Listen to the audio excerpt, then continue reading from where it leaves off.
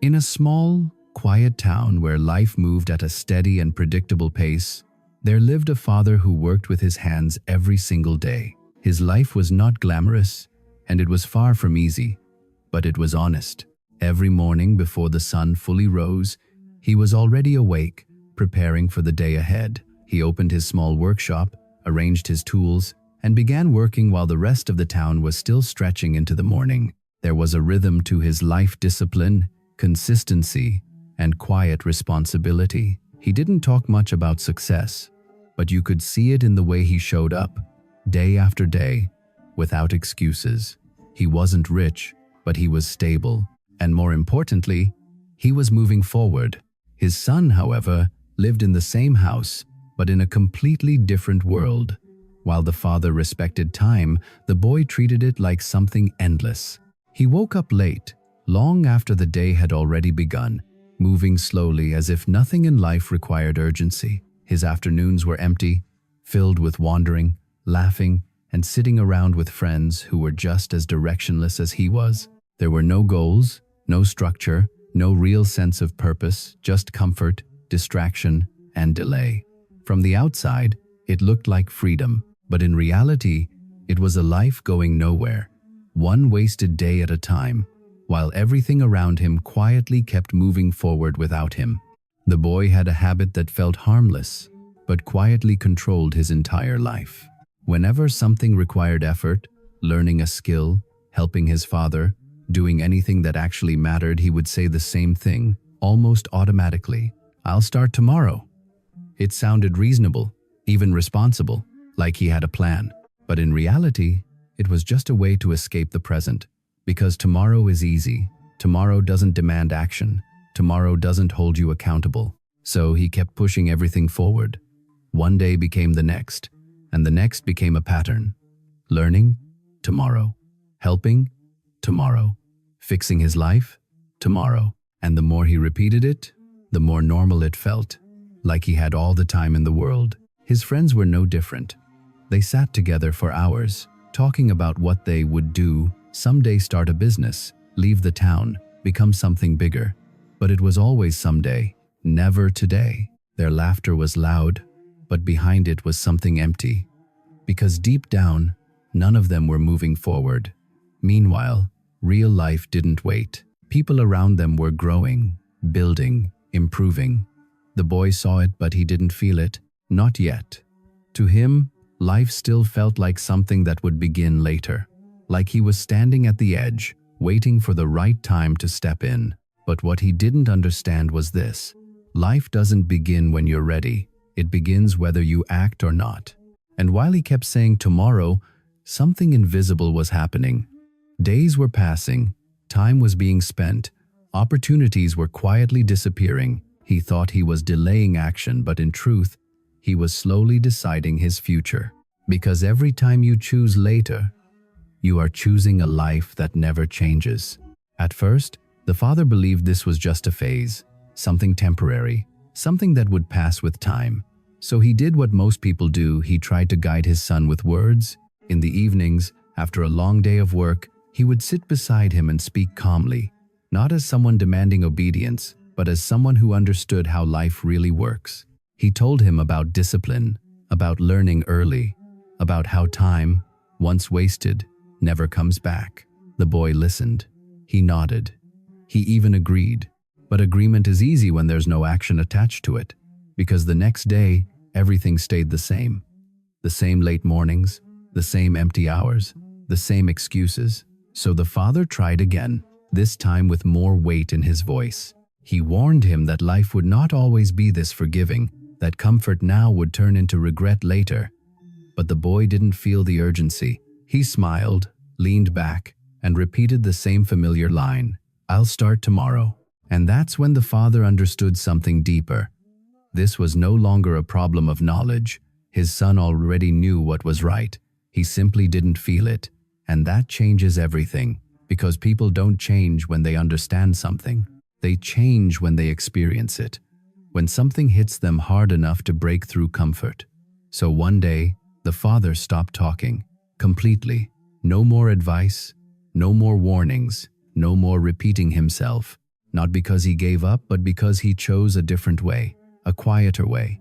He realized that words were no longer enough. If his son was going to learn, it wouldn't come from another lecture. It would come from a moment, a situation, a feeling he couldn't ignore. And in that silence, the father began preparing something far more powerful than advice, a lesson his son wouldn't just hear, but remember for the rest of his life. That night, after everything had gone quiet, the father stood alone near an old wooden shelf that had been in the house for years. It wasn't something anyone paid attention to anymore, just a place where old things were kept, things that had outlived their purpose, or perhaps things that had been forgotten. For a moment, he simply stood there, as if he was choosing carefully not what to say next, but how to finally reach his son in a way words never could. Then, slowly, he reached out and pulled down an old notebook. The cover was worn, the edges slightly bent, and the pages inside were mostly empty. Nothing about it looked valuable. It was the kind of thing most people wouldn't even look at twice. But the father held it for a second longer, as if he understood something hidden inside it. The next morning, he called his son.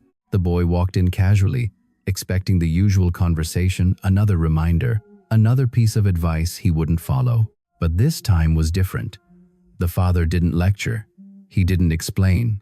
He simply handed him the notebook.